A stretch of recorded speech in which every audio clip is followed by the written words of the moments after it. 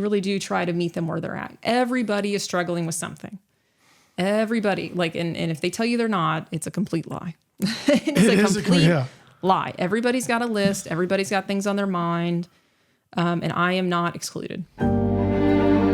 Welcome to the FocalFlip Podcast. Every week we take a deep dive into the mystery and stigma behind mental health and explore real-life stories of struggle and triumph. We aim to educate and encourage others as we bring together a diverse group of guests. From the streets to sanctuaries, classrooms to boardrooms, mental health does not discriminate, and neither do we. Prepare to laugh, prepare to cry, prepare to be changed. Let's get into it. Hey everybody, welcome back to the FocalFlip Podcast. It's your boy Mike. Today, very special guest. Miss Emily Kasselmann is here joining us from the Kasselmann Family McDonald's group. Emily, how are you? Doing awesome. Thank you. It's good to have you out. Thank you. We've been meaning to connect here for a minute. Yes. Yep. So I've been referred to you a few different times through a couple different people. And I'm not sure if we're allowed to say this or not, but I got to coach your kid. I know. I heard about that. I was so excited when I dropped my son off at basketball camp. I noticed the huge banner, FocalFlip, and I immediately texted Quentin, and I was like, oh my gosh, he's sponsoring the whole thing. So that's really cool. Yeah, it was cool. Quentin texted me. It was such a busy week. Yes. He messaged me on Facebook and was like, hey, Emily was wanting to chat with you. And we had talked about getting you on at some point here too, to tell a little bit of your story and talk about kind of the entrepreneurship piece and just dive in a little bit. So thank you for taking the time to come out here. Yeah, absolutely. Thank you for sponsoring the basketball camp. That was really impactful for those boys and girls. So I appreciate that. Hey, it's no problem. That's year 3 for us. And I plan on continuing to do it as part of our mission with Flip and the youth and just my basketball background. So that's cool. Thank you. Your kid was awesome. Oh, thank you. I appreciate that. He's a blast. Yeah, So, he does. He loves his sports. So thank you. I appreciate that. No problem. Well, while we're on this, let's talk about, let's dive into this background story of yours. So briefly, let's talk about where you're at right now to start. So tell me about, the Kasselmann Family McDonald's restaurants, how many you have, et cetera, and then we'll peel back into the story. Yeah, so in today's world, I'm really, really blessed. I have 8 locations, 4 in Indiana and 4 in Kentucky. And, I've been a McDonald's entrepreneur, owner-operator since 2017, but I've been in the system since 2012.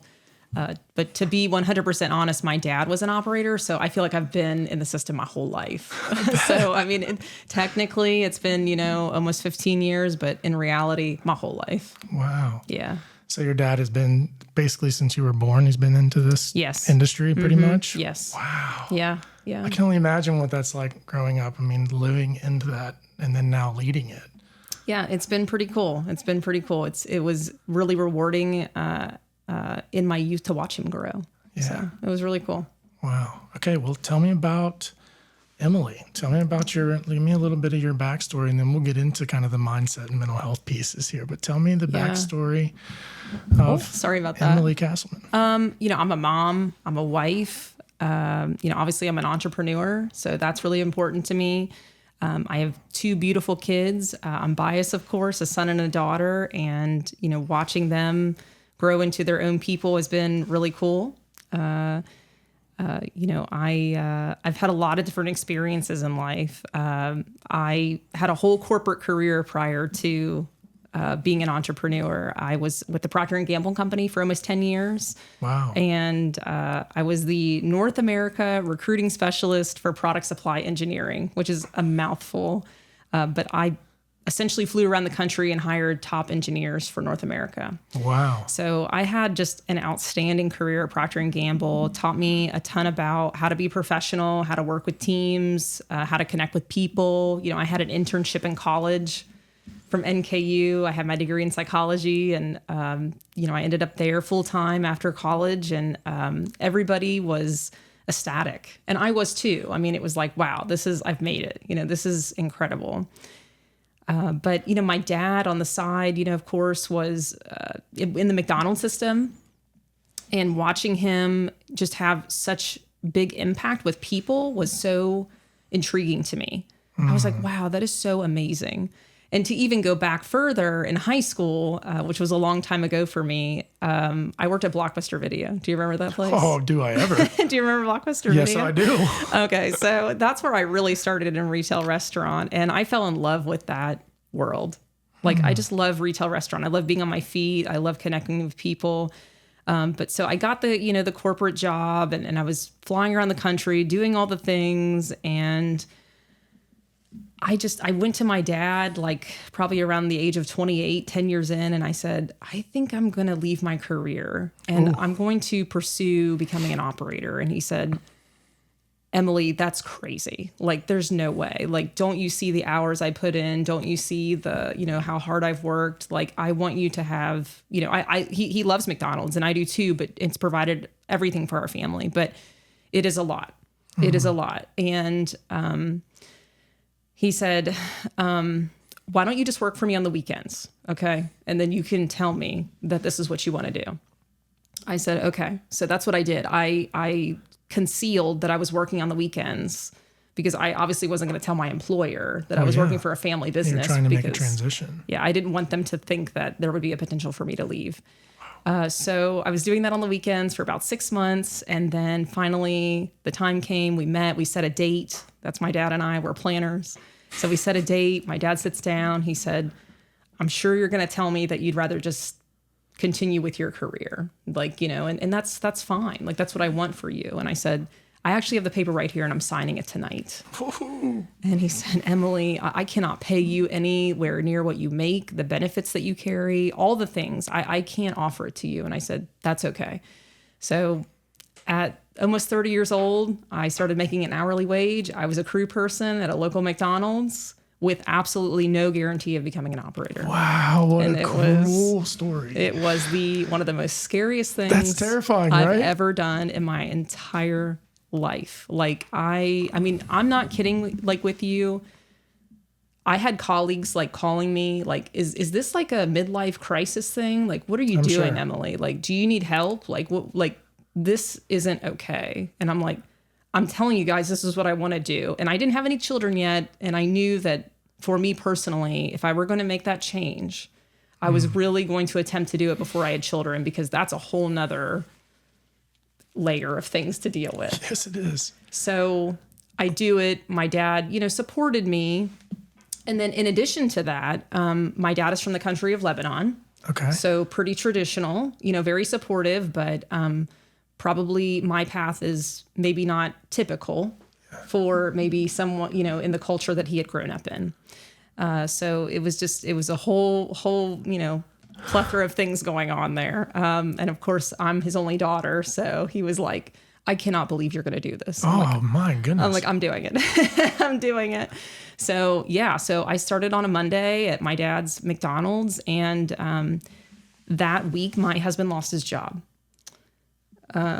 So I literally was making an hourly wage. My husband lost his job that week. What year was this? 2012. So this was 12. Here 2012. Yeah. So it was pretty scary. Oh my goodness. It was pretty scary. Okay. So yeah. Let's back up here for a minute. Yeah. Thank you for sharing that. P&G for 10 years is a solid gig. Yes. We have P&G retirees living up and down the street right here. So, yes. My business partner's father and mother, P&G. So it's a phenomenal company. Great company. Yes. I actually was really interested in working there. Not nearly as smart as you, but I was close to going there before I went somewhere else, or trying to go there, because of how good of a place that is. Yes. But it's also hard to get a job there. It is. It is challenging. I'm not going to lie to you. So it is hard to get in there. And so yeah, I mean, what that says a lot about you right from the rip, right? I mean, you see your father as a young person, grinding, working in the family biz. Yes. Right. So he's kind of giving you your own path and kind of supporting you. You choose, you go the way. You're set, and 10 years in, everything looks great on paper, but inside you're not fulfilled. Yeah, it just didn't give me what I wanted, unfortunately. And I just was like, I want to do something differently. And it took a lot of support from my family and friends. I mean, the people, especially my husband. Can you imagine someone coming to you, your spouse or someone you love, and even your child. I mean, I'll be honest with you, even if my child today came to me in that same situation, I would have a lot of fear. I'd be like, oh my gosh, like, what do you mean you're going to leave GE? Like, why are you doing that? Like, you have a great career. Like, why would you do that to yourself? Yeah. So it was really scary, but, and there were a lot of ups and downs along the way, which I'm sure we'll touch, but ultimately it took me 6 years to become an operator. So it was not a quick endeavor. A lot of people believe and have a misconception that because you're related to someone, you know, for example, my dad, they think that is just automatically what happens, and it's simply not the story. They just think you're born into it. Yeah. And you just assume the role. Yes. I've had people like tell me like, it's really nice that your dad, you know, had given those to you. I'm like, it wasn't like that. There was it was not given to me. I had a lot of support, but it was not given. So, I think that needs to be expressed a lot too. Yeah. I think that's a cool thing, because that's a common assumption from people, I think, with their children. Yes. If they've been successful or they've worked to accomplish specific things, that they would naturally think that they handed it to their kids. 100%. You know, McDonald's has a rigorous system with their registered applicants, which is what I was at that time. And I appreciate that. I really do, because it protects our brand and it positions them to put the best people in place to run, you know, the restaurants and the business. So although there were many times that 100% I felt like giving up. I watched people drop out of the program left and right that were just like, I just can't, you know, swallow this. It's just not made for everyone. It's just not. And that's okay. But yeah, it definitely took me 6 years. And I always tell people, what a advantage it would be if Michael Jordan were your dad, you know, like to be, you know, playing basketball, but he can't dribble the ball for you. And that's exactly how I felt. You know, it's like my dad can't go and run the business for me day to day. He can be my coach. He can be my soundboard. He can be, you know, everything. I still call him all the time. And there's many times I call him and I'm like, I'm going to do this. And he's like, I don't know if I really like that, but he supports me, and I've made mistakes, you know, and bound to, there's been many times where and he's so sweet. Like there's been times I've called him and like, that did not work. And he's like, I know, sweetheart. I know it didn't work. I know, dear. I knew it wasn't going to work. I knew it wasn't going to, but it's okay. I still love you. You learn. It's fine. Okay. It's your business. I'm just here to listen. I'm like, oh that's cool. Thanks, Dad. Patient, calm, strong guy, huh? Yeah. From Lebanon, huh? Yeah. Wow. Yeah. Obviously, a lot of coverage there lately, you know, and a lot of family there. And I really hope and pray that I can visit one day. I'd really love to see where my dad went to school. And my grandparents started a winery there. And cool. Yeah. And all the, you know, the war that was going on, all my grandparents sent all 5 children here to go to the University of Dayton. Wow. And they all did really well. You know, some are engineers, some are nurses, some are entrepreneurs, and just phenomenal family, very close-knit family. I'm really blessed. I'm actually named after my grandmother, which is like a really big honor in the Lebanese family. So really? The first grandchild, the first granddaughter, and the first grandson are named after the grandparents. And that's just like really huge. So I did not know that. Yeah. That's really neat. So my name was Emily, like hands down. It was like, this is your name. It was a given, right? It was like, my name is Emily. And I mean, like, I've always felt like that's just huge for me to carry in my family. I mean, that is huge. Girl, so talk. I know. I'm like, gosh, I can't mess this up. Yeah, so, right. It means a lot. But because of that, I've become like a very independent, strong woman, and it means a lot to me to carry that legacy for my grandmother. Yeah, I'd say. Yeah. Well, I'll tell you what, you're carrying it really well. I appreciate it. You know, I'm excited to have you in here and actually meet you, because I only get to see everything kind of online and such. And no, it's an honor, because well, thank you. I tend to support those people. I'm a ground up person myself. Yeah.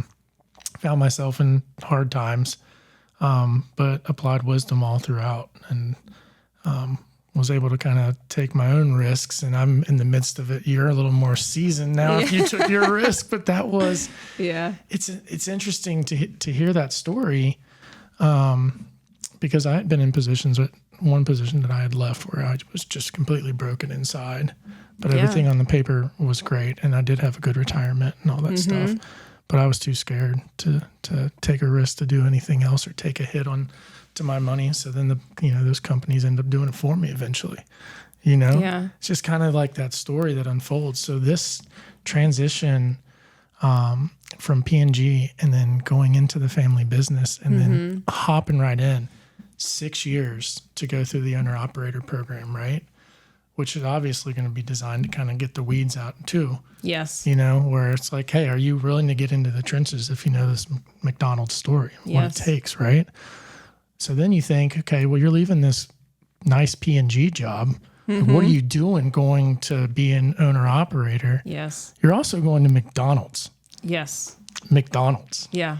So that's one of the things where it's how many billions served? It's just the golden arches. It's something that is iconic. Yeah. Talk about legacy. We've probably watched the Founder movie 3 times. I love that movie. I love that awesome movie. Yes, it is. It tells a story that people just don't know. Exactly. And that's what I like. I like to know the story and the history behind it. For me, I've had to kind of fumble my way through the weeds and kind of work my way up to do things and take risks. So, of course, to everybody, that's going to look like a risk. But you internally, mentally, knowing that this is going to be ground up and it's going to take some grit, right? And then your husband losing his job. Yeah. It was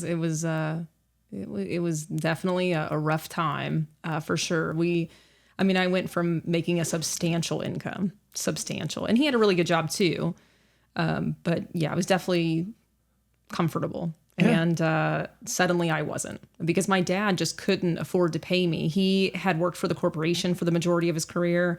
And then he became an operator in around 2012, which is a completely different story. But that was his dream, was to actually be an owner in the McDonald's system. So he only had 2 stores at that time, and he had a lot of debt because he had taken all his life savings to purchase these 2 stores. Wow. And here I come on top of it, I have to pay my bills too. And he's like, I can only pay you X. So you're going to have to hang tight with me.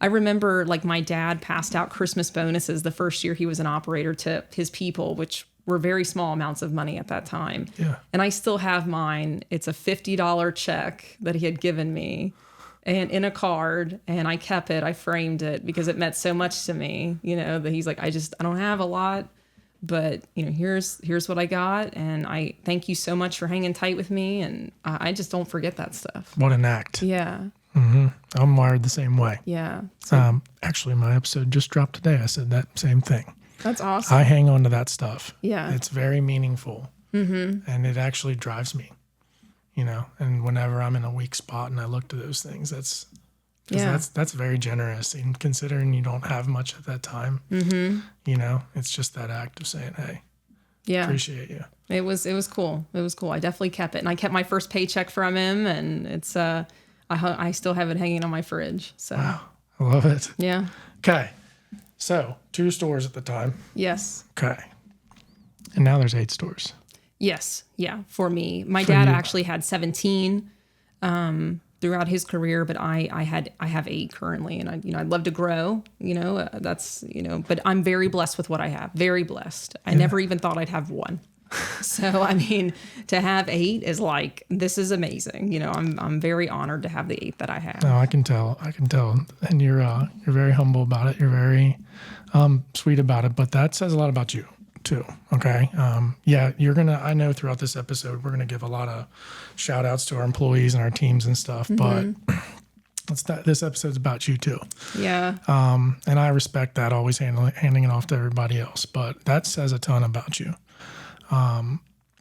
Making that transition alone, or as what you're on another podcast with Rook, that was making your move at that moment.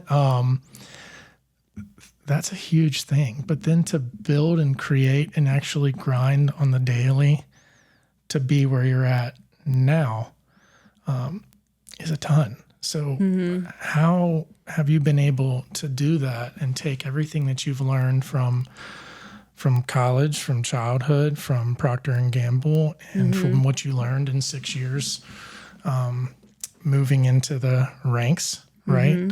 What kind of toll did that take on your mental health, and what have you learned? What's been the biggest takeaway from it? Yeah, I mean, like I'm very type A. You know, I like to get stuff done. I probably have zero patience with myself. I have patience with everybody at work. Yeah. My husband always tells me that when it comes to myself, not much patience. I think that's common, unfortunately, with a lot of people that are very driven. You know, it's hard to look at yourself in the mirror and maybe admit that you can't achieve everything on your own. So, you know, learning to delegate for me has been key.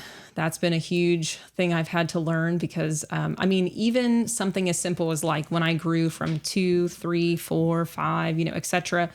I'm very hands-on, very hands-on. That's the way my dad raised me to be. Oh my gosh, teach me. Okay.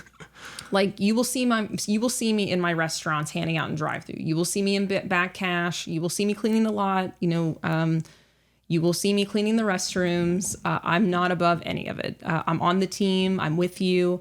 And my favorite saying to tell my people is, I walk beside you, not in front of you. That is like such an important message for me to deliver to my team. I'm here to do it with you guys. Like I'm here. Like I can still do every position, probably not as fast as I used to be.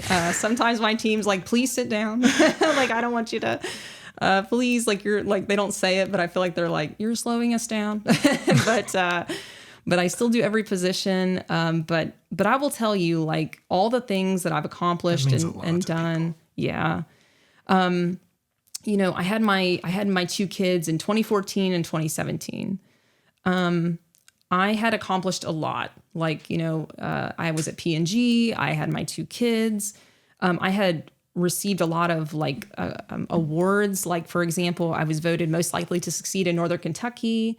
I had received 20 under 40, you know, like one of the top 20 professionals, Oldham County Person of the Year. I mean, just lots of things, you know, and I felt really good. You know, I was like, man, like I am doing this, you know, but there were some like scary things in life, whether it was the business or health, where I was like, man, I feel like I'm kind of gripping the wheel by myself here. So I needed to like reach for something a little bit more. I needed something to hang on to. And that's when I turned to faith in 2017. That was right after my son was born. And, you know, I grew up in a good Christian household. My parents were great people. You know, but I'm not going to sit here and tell you that we necessarily prioritized faith in our home. My dad worked a lot of hours and those are all excuses, but that's reality. And so, that's, you know, probably what it was, a lot of it. And, I just, to fast forward, you know, to kind of the faith journey for me, my husband grew up Catholic. He's a Covington Catholic grad. grad. So he... CCH. Yes. Okay. Yeah, so he's true and true on CovCath. Shout out Colonels. I know. Got some friends that way. So I was kind of like, where do I turn here? And so I kind of started with Catholicism because that's what he had been raised in. And I was like, this is familiar to me a little bit. You know, this is what he practiced. So I signed up for a class at the parish that I go to. And I went to this room full of adults. You know, I'd never been baptized. I had never been any of that. Like I never really this was just 9 years ago. Yeah. Just never did any of those things. I essentially thought I was too busy for that. I was like, I don't really need that. You know, I got it. Wow. Interesting. Yeah.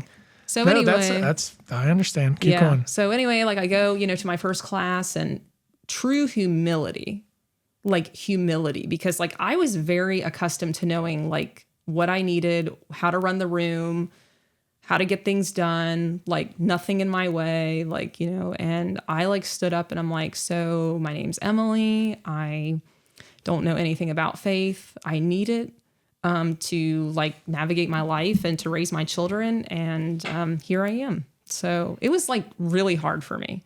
It was really hard. Like it was very heavy to like, because I'm very accustomed to being in a room where I'm knowledgeable and yeah, you're pretty much used to owning it. That type A, kind of the controllable thing where you can you didn't feel in control then. Zero. I was like, so what are we going to do in here? I was like, and so anyway, I went through the class for a year, became baptized, went through a variety of things. And then, today, of course, I practice and, it's huge for me. It's been a game changer because there were many times in my career and still today where I've woken up and I love my family and friends. They are phenomenal, but there's just something different about having that relationship and knowing that, you can get through this. And I still have to remind myself sometimes to let go of that steering wheel. It's very difficult for me, like very difficult. Like I'm like, no, my hands are on the wheel. I have control. And it's like, actually, you don't.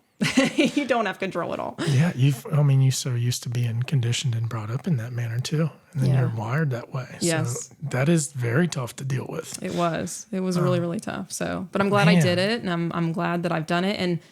And today, my children really don't know anything differently, which is good. I'm like, good. I want you to know this. I want you to understand that this is part of your life. Yeah. And so I like that decision that I made. Yeah, I think it's a fantastic decision. Yeah. My whole faith story is wild. Yeah. So I went a tussle in my relationship with faith, and now my faith is similar to yours, and it's stronger than I could ever imagine. I have to keep going back to that. I have to remind myself. Yeah, because I'm the time. That's my thing. Is I'm very driven too. I'm very ambitious. Yes. And I spread myself a little too thin. Yes. And then wonder why there's chaos. Yes. And that's I don't know. Faith has been, in my opinion, it's been the only reason any of this stuff exists for me now. I didn't really even have that faith of a mustard seed until more recently than not. I think it was more when I got sober. For you, 2017. I guess mine would have been 2020. Yeah. So it's cool that, you and I are able to share that perspective and journey. I think that's what makes it really impactful. Yeah. I love that too. And, wow. So how long? Okay. So you did that for a year. Cause I don't know as much about the Catholic faith. I know we share a lot of the same similarities. That's part of the reason why we bring everybody to the table. I know I do a lot of different things, with the parishes, but it actually is going to intrigue me to learn a little bit more too. So it was about a year in doing so. Yeah. It takes about a year, and I'm definitely no expert. That's for sure. There are so many things that I don't know.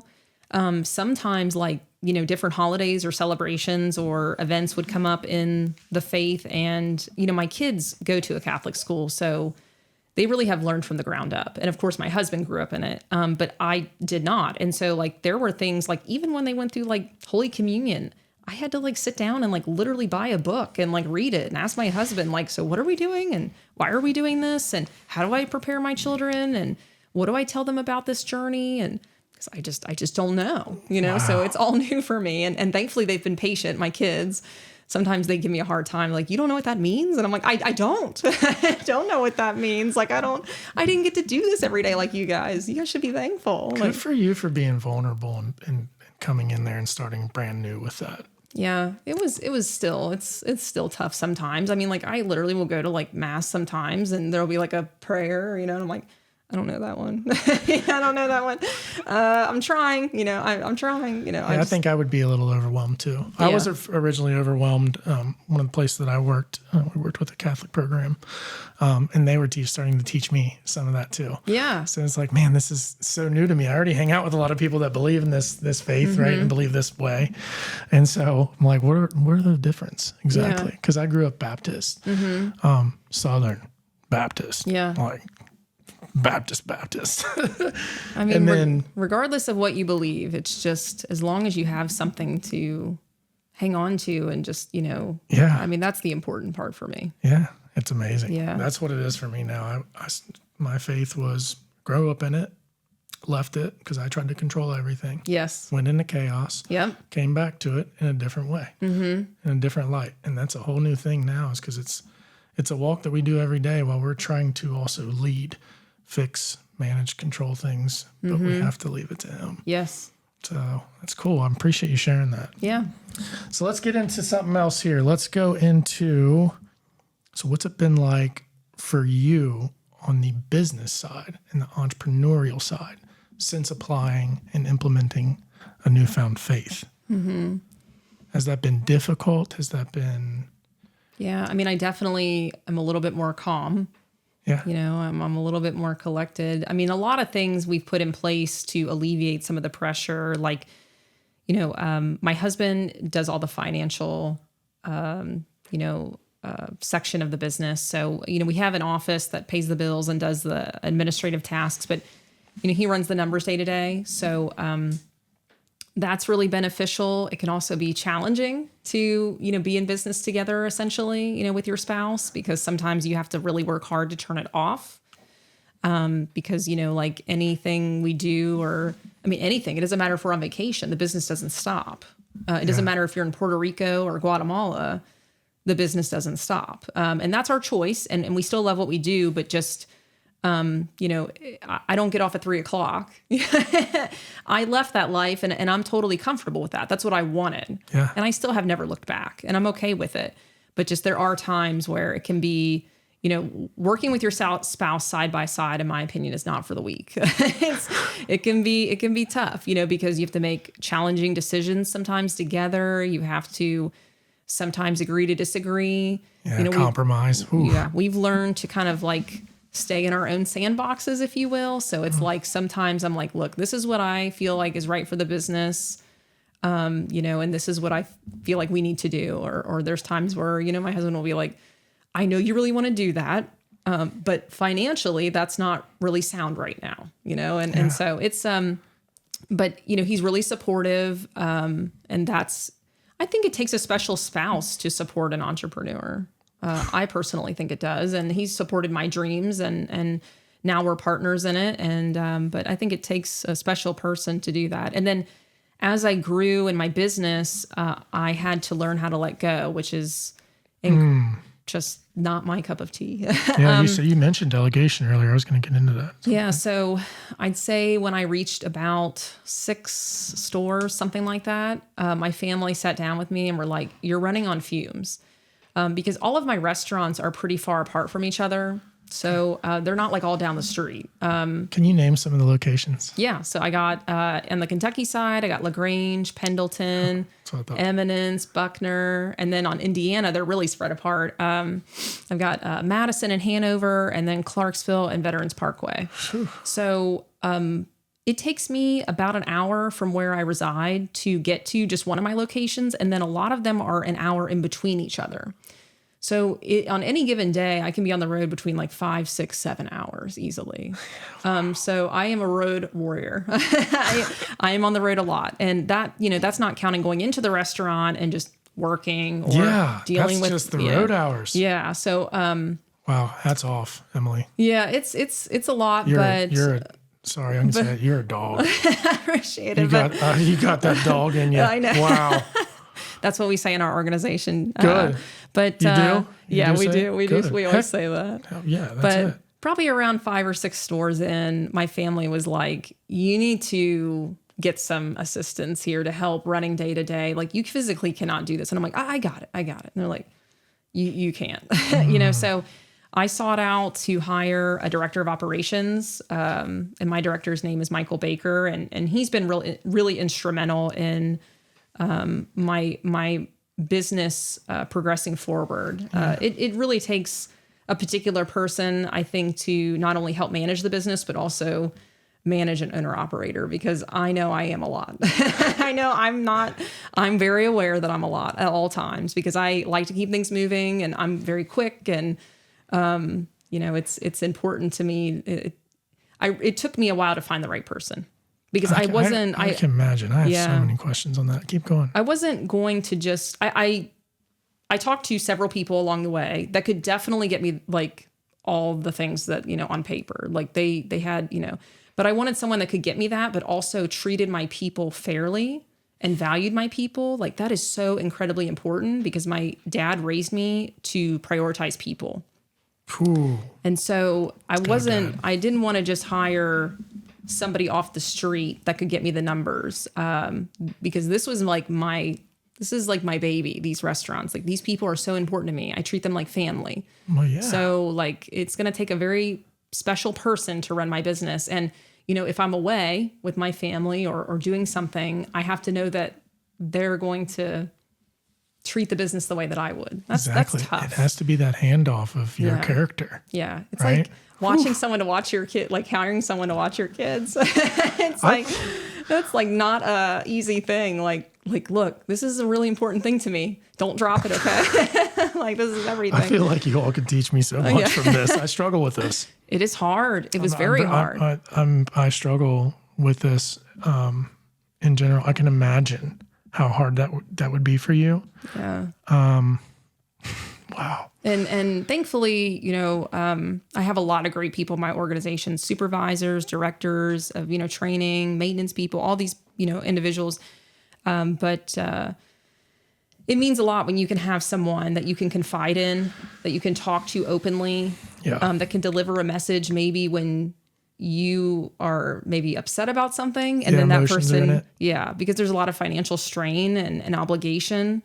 And so you can talk to that person, you know, Michael in my instance, and say, look, I'm really upset about this particular situation. I need you to go deliver the message in a way that is received by our people. Because your emotions are in it, and the 24-hour rule is in effect right now. So I'm like, please, like, go tell everybody that in a nice way that we need to do better or we need to change something. So that's been a game changer for me. Like, because I was running on fumes. I was literally by myself. I was the HR person. I was the director. I was the operator. That is amazing. I was whatever for like 10 years. I was by myself. So, I mean, I had my dad, you know, to help, but he had his own stores. That's like, that's a lot of work, Emily. I know. So, it has been, instrumental to my success, and I don't forget it. That's great. Yeah. That's great. No, I love that you've been able to do that. Delegation.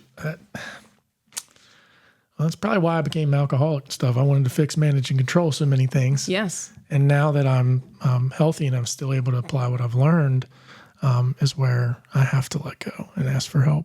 And that's one of the biggest things that I struggle with. It's so hard. But now, like when you start to have like visions and you do, like for me, I do a lot of operations work.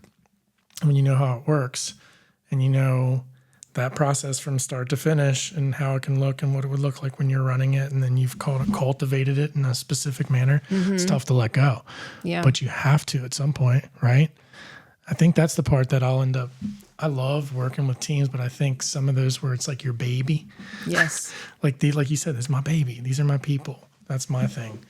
It's like, because you want to be able to transition your character, personality, work ethic, standard operating procedures, of course, all that stuff, and navigate that well. But that's not easy. It's not. But that's cool. How long did it take you to find Michael? I mean, my dad, you know, I told him that I was looking for a director, and I had talked to a couple different people, and I think it was almost 4 years ago. My dad's like, you know, I have an individual that I think will work really well for you. And to be 100% honest, I was like, okay, Dad. And I told my husband, I'm like, this will probably, no reflection on, I mean, I didn't even know Michael at that time. But I was like, I had been through several interviews, and I was like, I'm not confident I'm going to find the person today, just because I had been through several conversations. And I was like, yeah, I mean, we'll see. I mean, I'll go talk to this person. We'll see. But, several hours later, my husband called. He's like, are you okay? You know, because the conversation just kept going. And I knew right away that this was a person that I wanted to partner with and that I think could grow. So it worked nicely, and I'm very grateful. And, you know, I don't want to surround myself by yes people. You know, I can hire those people anywhere. Believe me, I can hire them anywhere. I want someone that's going to challenge me and maybe not always agree with me, respectfully. And that's okay. That's okay to be like, you know, I don't think that's a great idea, and this is why. And that's completely fine. You know, that's great. Please tell me. Like, I would rather you just tell me that it's a terrible idea than say, yeah, we'll do whatever you want, Emily. Yeah, I welcome it. Yeah, I'm like, I could hire that person tomorrow morning that just tells me yes on everything. And I don't want that. You know, I want someone that's going to position me for success. And so it's been rewarding. That's awesome. Yeah. And like I said, the people focus is huge. And between, my husband and Michael, my director, and many others, that's the foundation of what we do in our restaurants in Kasselmann. We celebrate, your anniversary, your birthday, your wedding, and we also are there for you in the challenging times, particularly for my organization, I have bereavement pay. So if you lose an immediate family member, we take care of the day for your pay, so you can go be with your family and take care of those things. And that's just one of many benefits that we offer. But my dad always told me, people is your most valuable asset, Emily. Do not lose focus. And it is hard to manage people. I don't care how great you are at it and how many times you've done it. And it can be very tiresome. It can be exhausting, to be honest with you. And, there's probably a lot of people out there that when I walk into my restaurants, I'm not perfect. I've had bad days, but for the most part, when I walk in my restaurants, you would probably never know that I'm having maybe a bad day or something's happening, because I really want my people to know that I'm there as a leader. Not that I haven't been vulnerable and not that I haven't told them, hey guys, I'm having a bad day or whatever, but I really do try to focus on them as, people in my organization. How can I help them? How can I position them? Whether they want to grow or maybe they're having difficulty just, paying their electric bill. We're there for them. We really do try to meet them where they're at. Everybody is struggling with something. Everybody, and if they tell you they're not, it's a complete lie. It's a complete lie. Everybody's got a list. Everybody's got things on their mind. And I am not excluded. Wow. And I have a lot, and like I said, people probably perceive me as, maybe not a lot of issues in life, maybe not things that have happened. There's just a lot of things I don't publicize necessarily because I want people to feel secure and feel good. One thing that I don't share, a ton is because it can kind of get lengthy, but my mom was married previously young, 18, 19 years old. Okay. And she, unfortunately, her husband was fixing, she had two sons with her husband. Her husband was fixing the vehicle. The jack slipped and crushed him. So she became a widow at 19 years old with two sons. Very devastating situation. Fast forward about 10 years after that, my mom met my dad and had my brother and I. So essentially, I had three brothers. Technically, two of them were my half brothers, but my brothers and I, we never knew anything differently. My dad was always their dad and because they never knew their dad and I never knew my brothers not being there. So it was never So, talk about a strong woman. Right. So I know. So I'm definitely raised by a very independent, strong woman. But anyway, so my two brothers, my older brothers, we were very close. And just to summarize the story for you, in 2020, one of my brothers passed from colon cancer at age 52. And then less than 12 months later, my other brother passed at age 52 from diabetes, severe diabetes.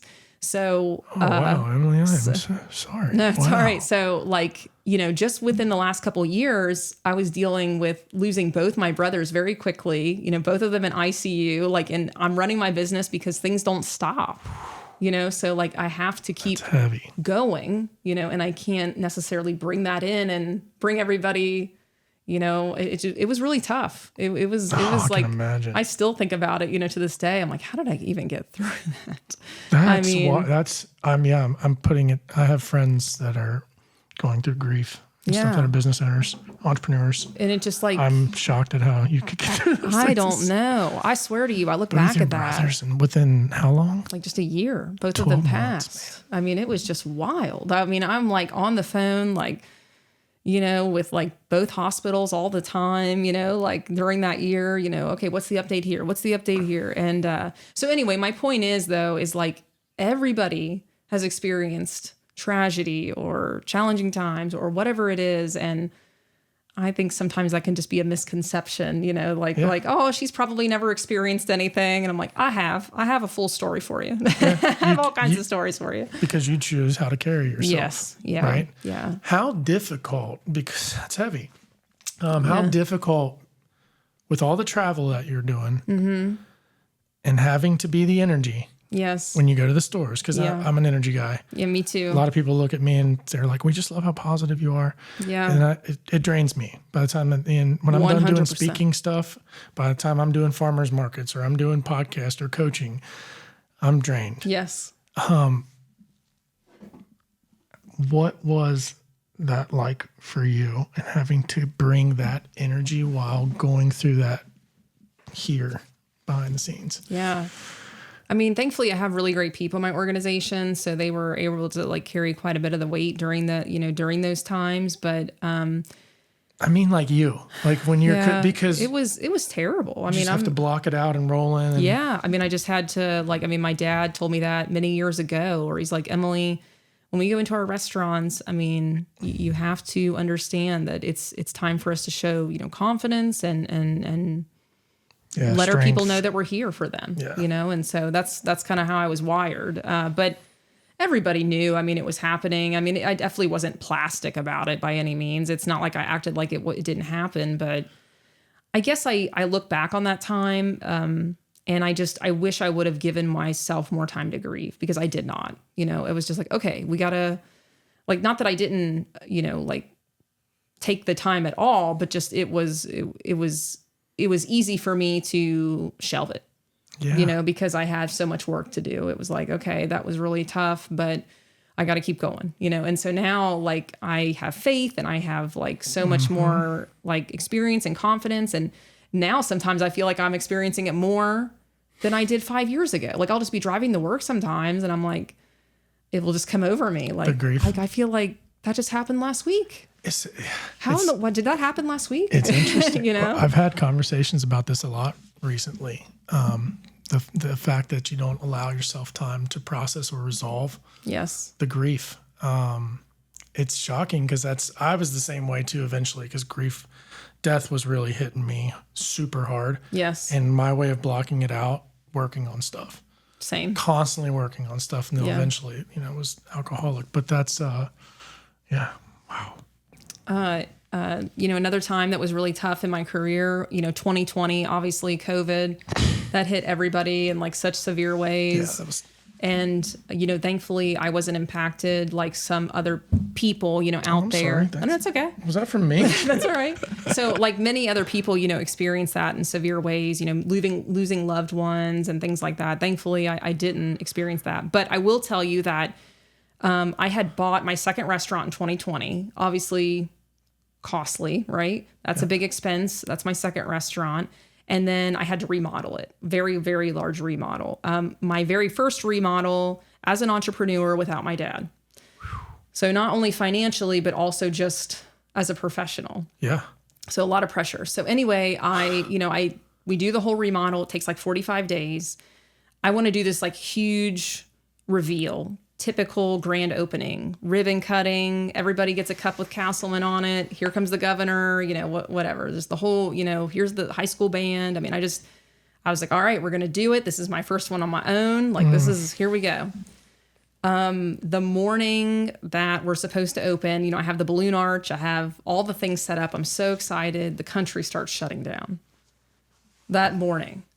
I'm like, what is going on? Like, I mean, like, we have this event, like, what is this? Is this, everybody, I'm sure, including myself, was like, this is just blown out of proportion. The morning of your grand opening? Yes. I'm like, this is crazy. I'm like, this will blow over. I don't know. The country starts shutting down. I have to lock the doors. I'm sitting there in this lobby with, obviously all this merchandise and this celebratory stuff with my dad by myself in the lobby. And I look at him with 40 years of experience, because he's like an encyclopedia for McDonald's for me. I bet he is. I look at him and I'm like, what am I going to do?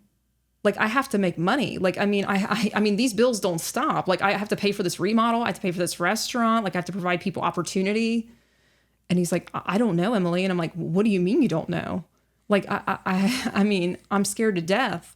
And yeah, so for, almost a year, that restaurant was shut down. Oh, wow. I mean, you had your drive-through, all but the investment. It wasn't like the equivalent of, having the restaurant operating in a normal fashion. So That was like one of the scariest moments of my life. And I know some people, lost loved ones and that's more tragic for sure. Yeah, of course. But goodness gracious. We're talking livelihood here. This is their family legacy, people's jobs, like all that. Yeah, I get it. That would be really hard. What am I going to do? So,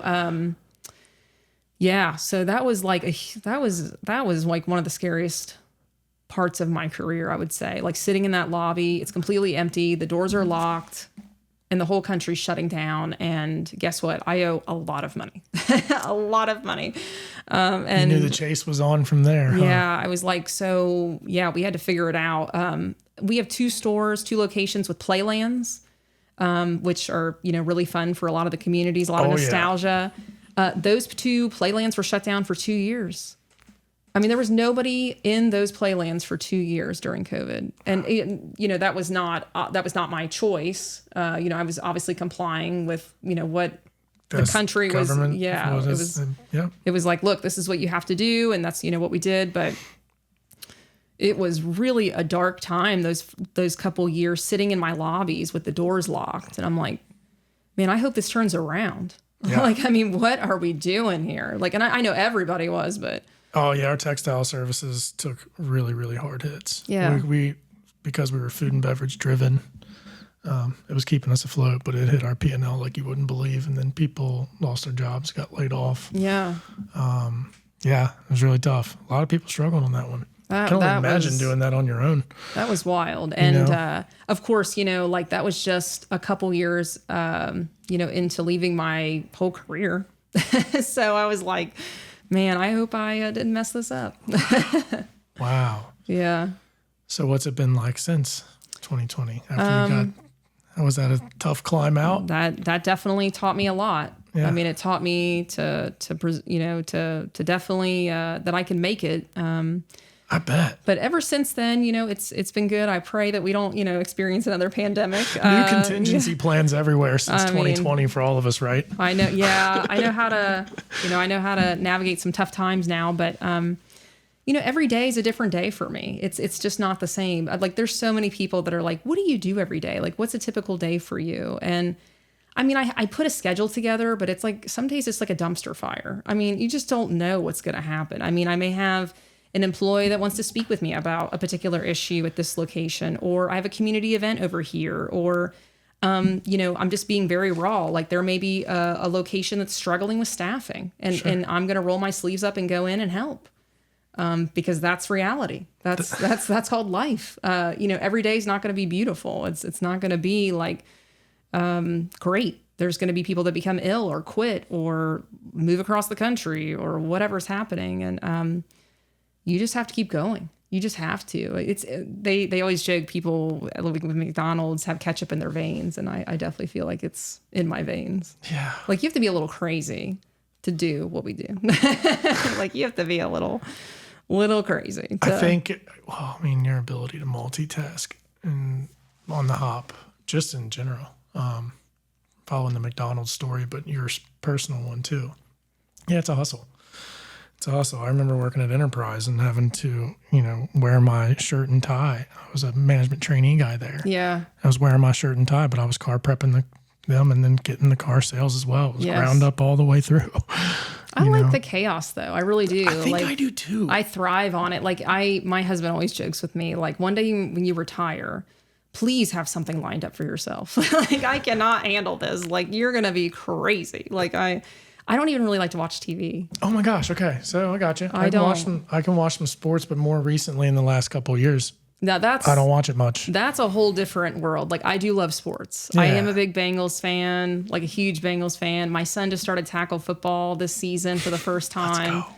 I know. So like that's been really rewarding. But he's going to crush. Oh my gosh. My heart falls out on the table just watching it, but I like it. Like, it's like, oh my gosh, please. But he, both my kids are into, different things and I like supporting them. It's cool to watch them grow.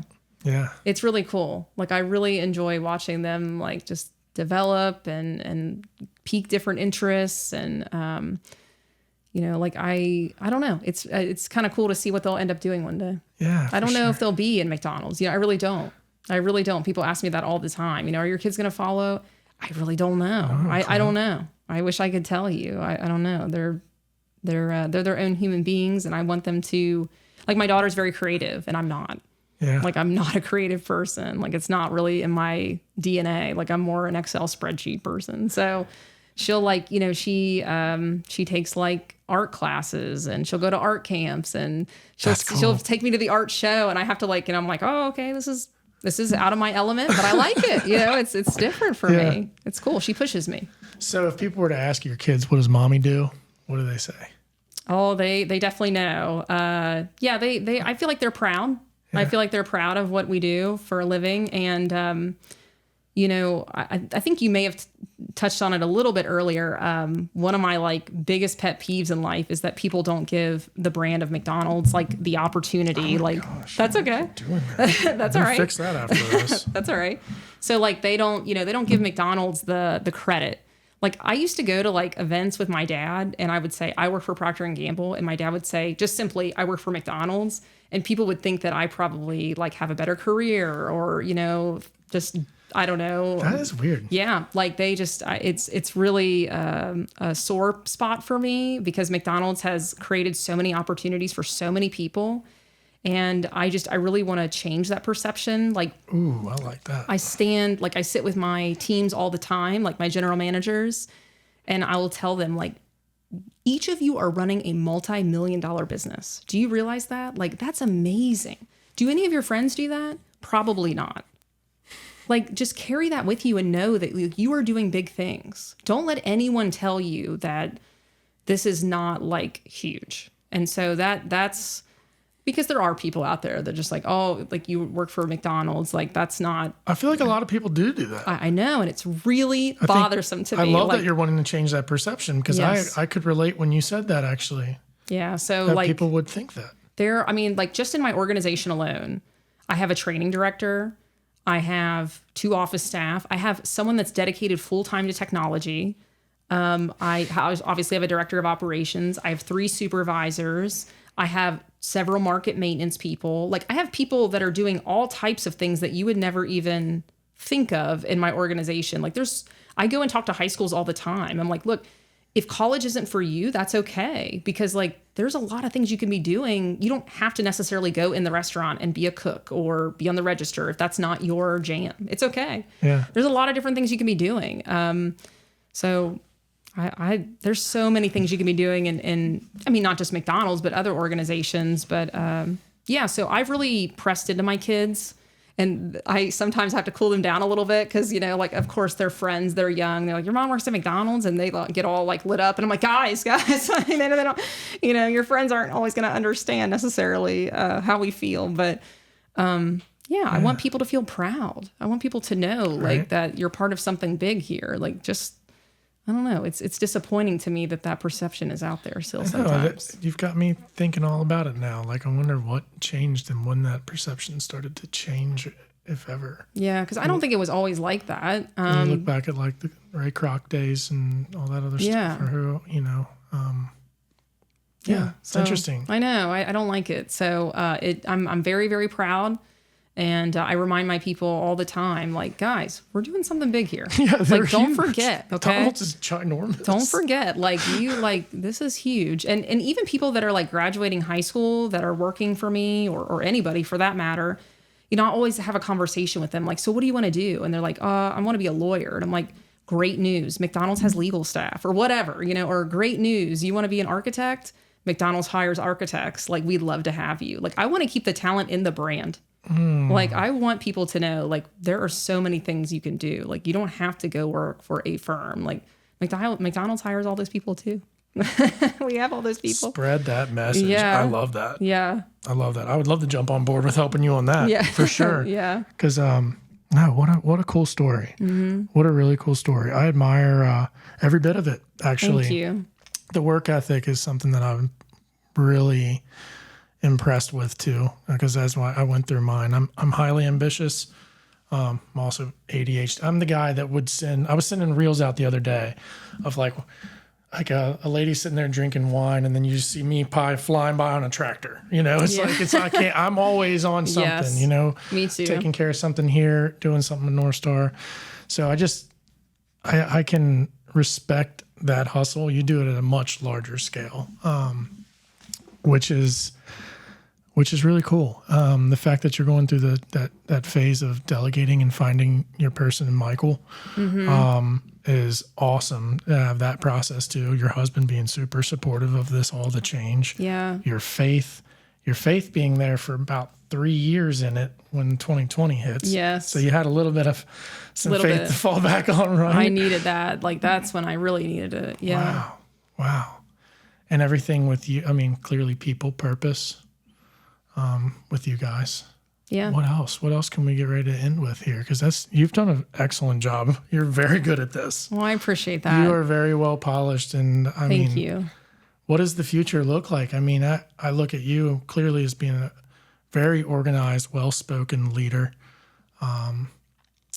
What does the future look like for you from this moment? Yeah, I think like the biggest thing for me is I just want to continue to align with what my purpose is in life. Like, I think, as you know, like as we age, like that's so important. And so to keep me aligned in life, I think we all have to remind ourselves, like, what am I really trying to achieve here day to day? Because we get distracted by so many different things, including me.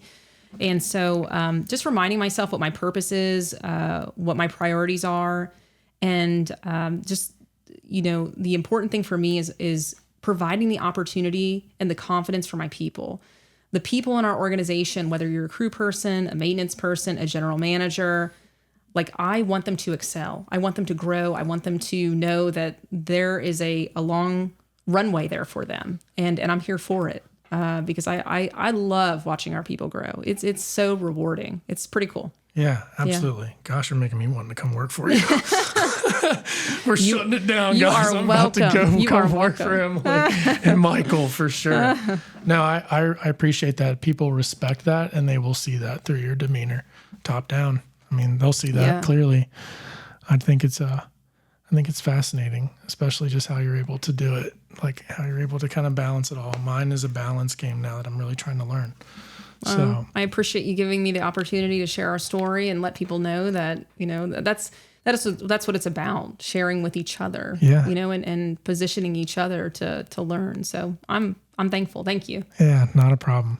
So guys, hit like, hit subscribe, go to our website, check out the McDonald's organization, specifically their 8 locations, 4 spread out in Indiana, 4 in Kentucky. Yes. I knew that 71 corridor because I had accounts in Louisville, Churchill Downs, some other larger ones that were down there.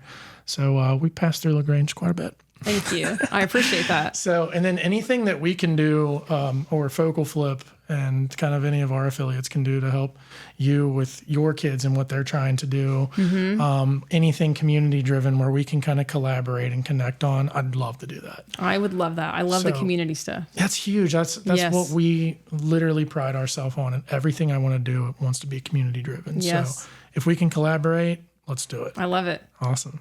All right, guys, hit like, hit subscribe, check us out. Episodes will be out Monday mornings at 7 a.m. I will let you guys know when this will drop prior to it dropping.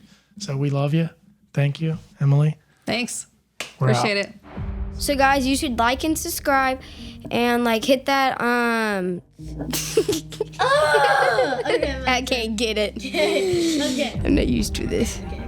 Hey guys, subscribe to my dad's video and just like the bell. Hit that like and subscribe button. Hit that bell. And stay tuned. Love y'all. 100%. Love y'all. We're out. I love that.